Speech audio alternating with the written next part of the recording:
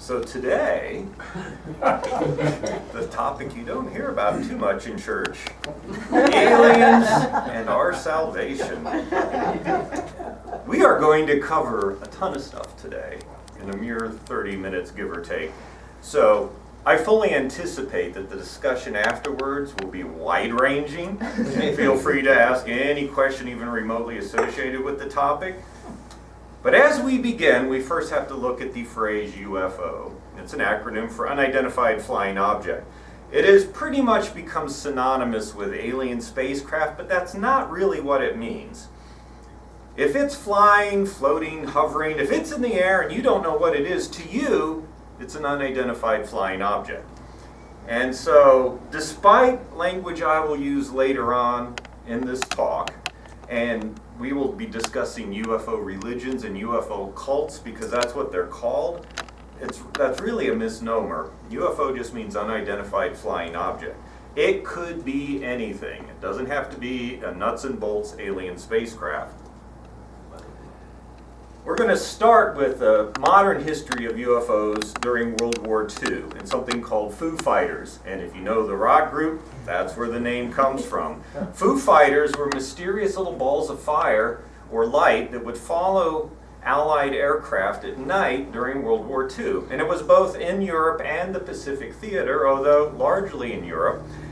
And some people have theories even to this day that these were some form of anti-aircraft weapon developed by the Nazis. However, after the war, we learned that also the Japanese and German pilots saw these things too. So, Foo Fighter was just sort of a nonsense phrase. At the time, no one thought these were alien spacecraft. They all assumed they were some form of weapon or weather phenomena, and indeed they might be. We don't really know. But after World War II, a mere 2 years later, is where we really enter what's called the modern UFO era. And it all started with Kenneth Arnold. He was a businessman and a private pilot, and he was flying his aircraft over the state of Washington on June 24th, 1947. So the war has not even been over for 2 years yet. There's still a lot of things people don't know, a lot of mistrust of the Soviet Union, wondering if there's still weapons out there that someone might be using. So there's a lot of uncertainty and a lot of caution. And he sees what he describes as a string of 9 shiny, unidentified flying objects flying past Mount Rainier. He estimated the speeds to be about 1,200 miles per hour. He estimated they were slightly smaller than a DC-4 aircraft, which he also saw at the same time. This single event is really the beginning of modern UFO era, modern UFO legend and lore. It all starts here with Kenneth Arnold. He reported his sighting immediately. Now you have to remember, at this point in history, no one's talking about alien spacecraft. So this weird sighting occurs, he reports it to the Army Air Force, and they take it very seriously. You know, this could be something from the Soviet Union. They go out and investigate. They don't get any real answers. But it does gain nationwide coverage. And the phrase flying saucer is born. But here's according to Kenneth Arnold, he was misquoted. Here's what he said he described these as. He said, they flew erratic, like a saucer if you skip it across the water. So he was describing how they flew, not what they looked like. In fact, this is a picture of Kenneth Arnold with an artist's portrayal of what he said he saw. So you can see it wasn't even a flying saucer. But we got the term flying saucer allegedly from him being misquoted. So 1 month after this sighting may be in UFO history the most famous UFO incident, even more famous than Kenneth Arnold. And again, there's so much controversy about this. I'm going to tell you the basic story, but people have different interpretations. A top secret balloon that was used to measure shock waves from nuclear testing in the Soviet Union crashed near a ranch near Roswell, New Mexico. Yes, indeed, Roswell. The public information officer at Roswell Army Air Force Base made a press release And remember, this is less than 2 months after Kenneth Arnold's sighting. So flying saucers are in vogue now. Everyone's talking about these flying saucers and no one knows what they are. And this public relations officer says, "Hey, we found one of the flying discs." And sure enough, there it is. RAAF, Roswell Army Air Force, captures flying saucer on ranch in Roswell region. This was a legitimate headline. Some mysterious material was found. Now, depending on who you talk to, they discovered a crashed alien spacecraft, or, as the Air Force reported, or Army Air Force at the time, it was a weather balloon. In reality, it was part of a I think the evidence shows that this was part of a top secret project, Project Mogul, to monitor the Soviet Union with these balloons, and they were top secret. So the Air Force was putting out misinformation saying it was a weather balloon. Now the story has grown and expanded to include alien bodies and a second crash, and it's got movies and TV shows and a TV series and all sorts of stuff. So I'm not wanting to debate the point. If you think otherwise, that's fine. I think what really did happen was there was a top secret thing that crashed here, and a cover-up occurred, and because the cover-up story didn't quite fit, obviously they're hiding aliens. When in reality, I think in this particular case it was simply a top secret monitoring device. However, it is now firmly enscotched in lore. You can go to Roswell, New Mexico for the UFO Festival. It's a great tourist attraction. And Roswell's delighted with this legend because, you get lots of tourists in there and it's a big deal. So now, this whole idea of these flying discs or flying saucers being actual alien aircraft or spacecraft is now becoming more common and more acceptable. And so it didn't take long for hucksters to come along. Many magazines were created to credulously report any story, regardless of their source or believability or evidence, simply to publish the magazines and pursue the almighty dollar. Most of these had the intellectual integrity and high journalistic standards of the National Enquirer, although there were also serious UFO researchers and serious UFO magazines. But this will give you just a small sample. There are probably literally hundreds of different UFO magazines. Moving from this, because we're really not doing the history of UFOs, we're going to be talking about aliens and religion. And so when you do that, there's a lot of possibilities, but one of the biggest names was Billy Meier. He created essentially an alien or a UFO cult in Switzerland. He claimed that he was in contact with aliens called the Plagiarians. He published 26 books in German of his collected conversations with these aliens and their teachings. He claims to have traveled with them through time and space to other galaxies, not just other solar systems, but other galaxies, in what he calls their beam ships. In 1975, he founded the Free Community of Interests for Fringe and Spiritual Sciences in UFOlogy, otherwise known as FIGU. I don't know if they pronounce it FIGU or FIGU.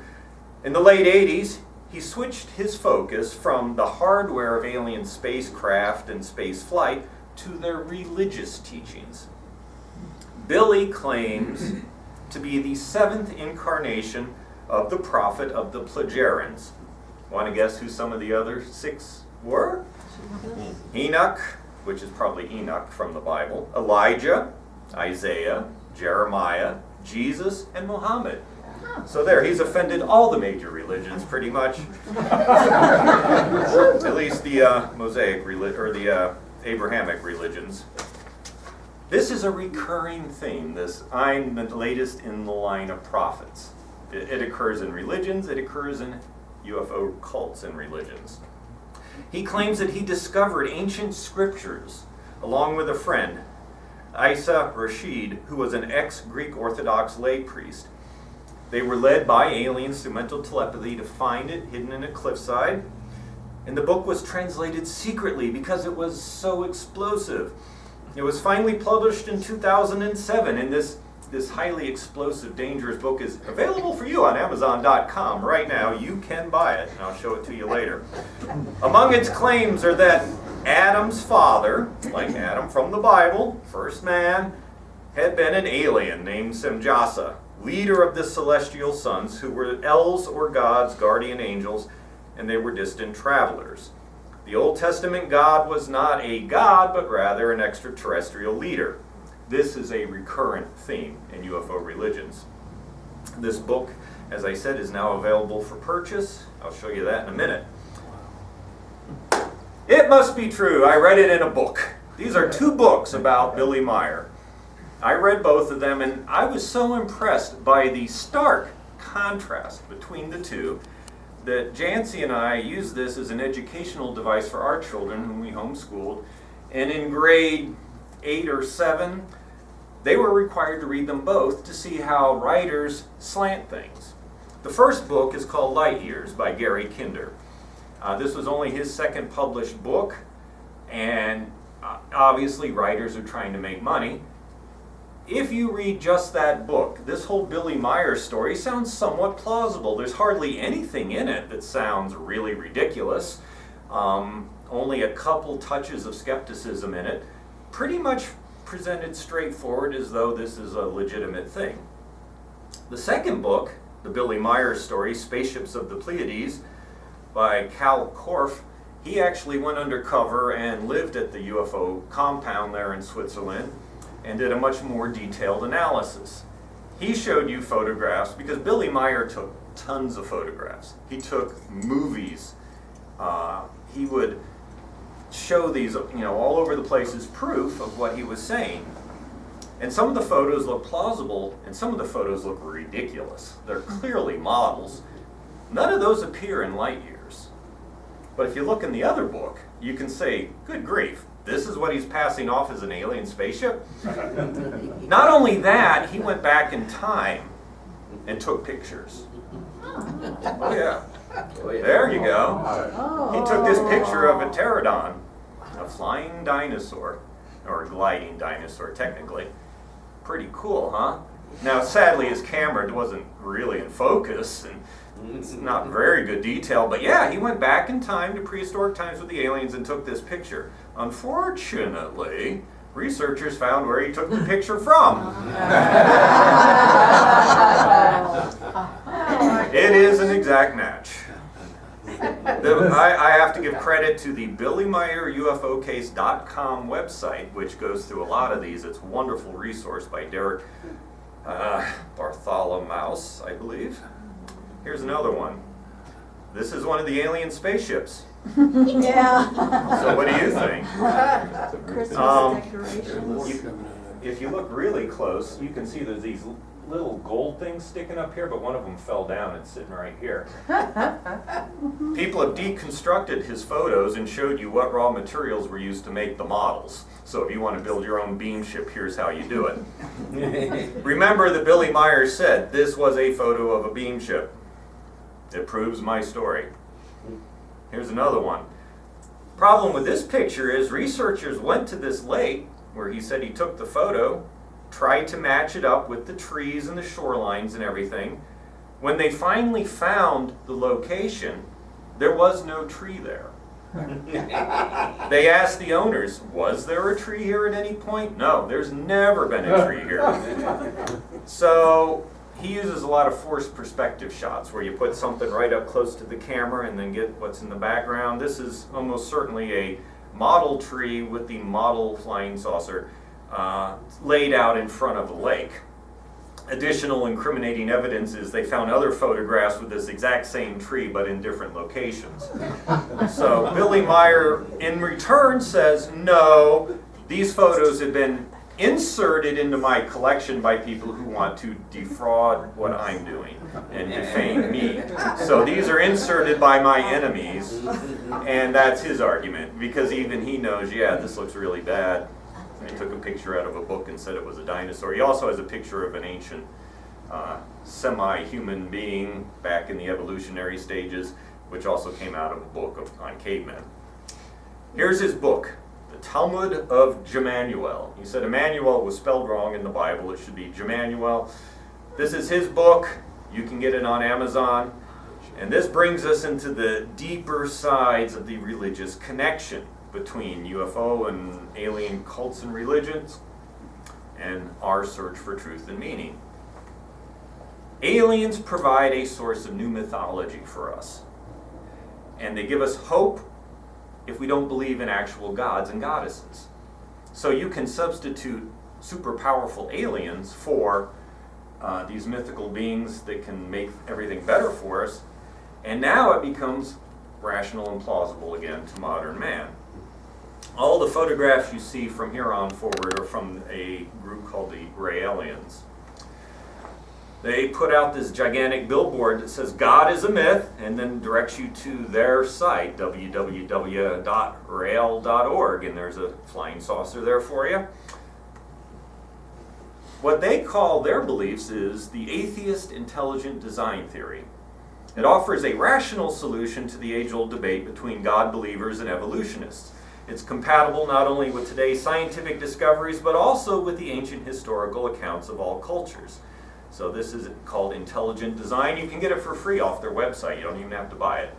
And I read some of this doing my research, and what they've done for the first half of the book is go through the Bible and interpret everything from the point of view of aliens. So references to God are references to aliens. Jesus' miracles are simply advanced science that look like miracles to the people of the time, and so on. The second half of the book is about his travels with the aliens. This is Rael. At the age of 27, Claude, and I cannot say it because it's French, Claude Vourlon was a successful pop star, race car driver, published a race car magazine, and according to his website, he had a dramatic encounter with a human being from another planet. This extraterrestrial gave him a new detailed explanation of our origins and information on how to organize our future, as recorded in the book Intelligent Design, which is the book I just showed you. After 6 consecutive meetings at the same location, and he was told to change his name to Rael, Rael accepted the mission given to him to inform humanity of this revolutionary message, to prepare the population to welcome their creators, the Elohim. Now, if you know your Bible and know your Hebrew, Elohim is the name of God in the Old Testament or the Hebrew Bible.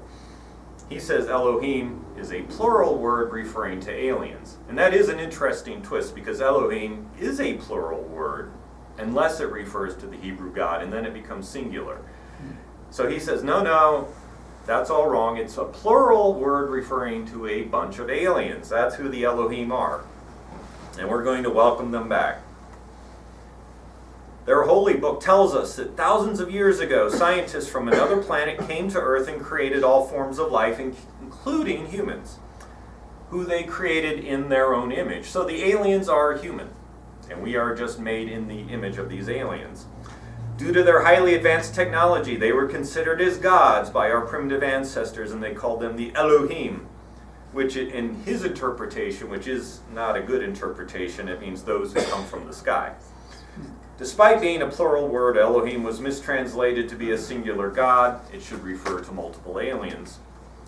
So these people who came from the sky, the Elohim, educated humanity throughout the ages with the help of various messengers called prophets, with whom they made contact. Each messenger was given a message suitable for the level of understanding of people at that time.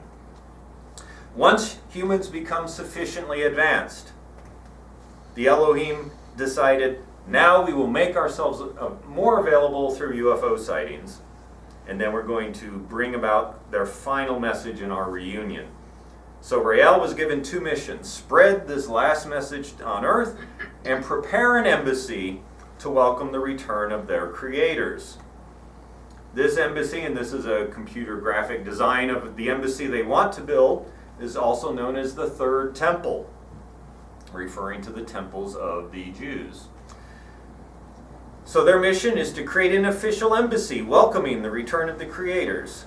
Through their messenger, Rael, the Elohim, have respectfully requested a desire to come and meet with us.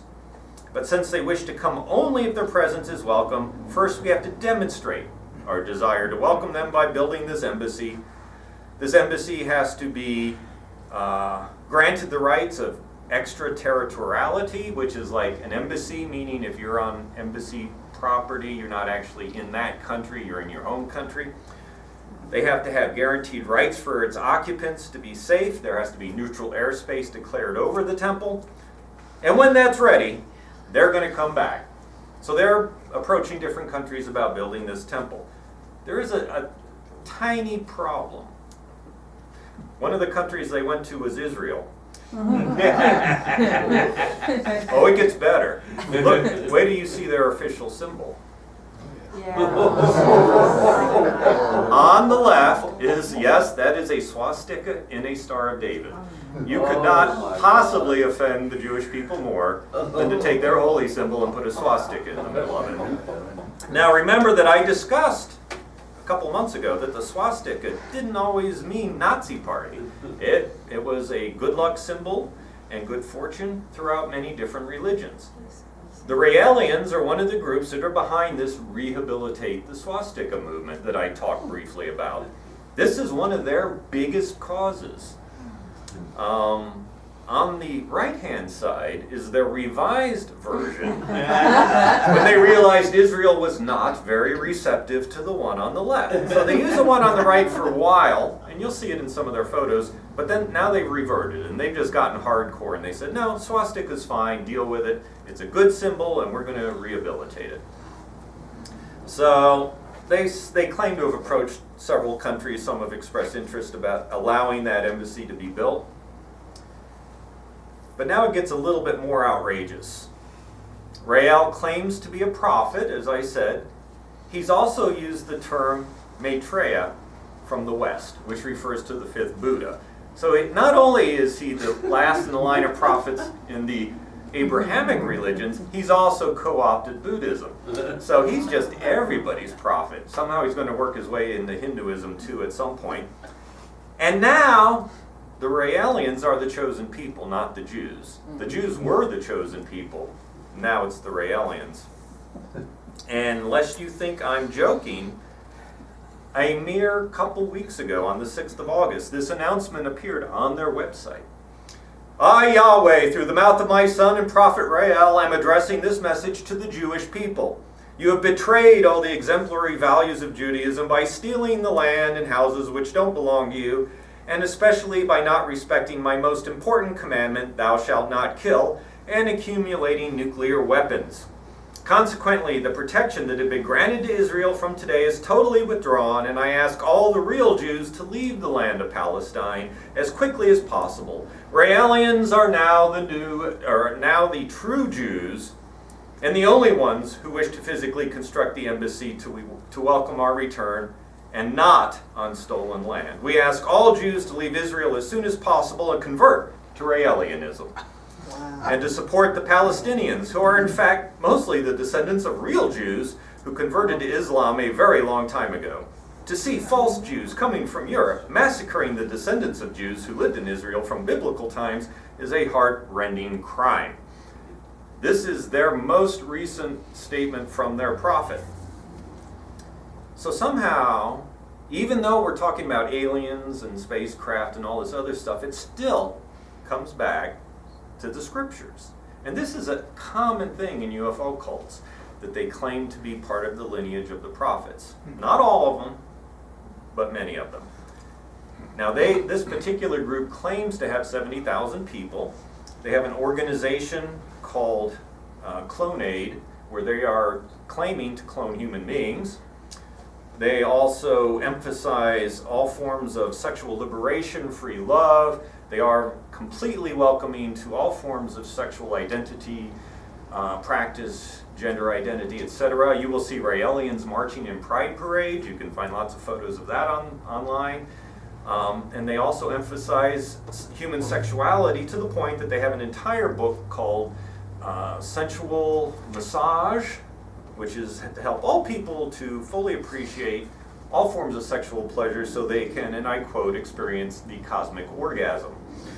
So this is, I don't know if these people are even serious or not. I don't know if this is a giant joke, but I think it's serious. I think they do believe this.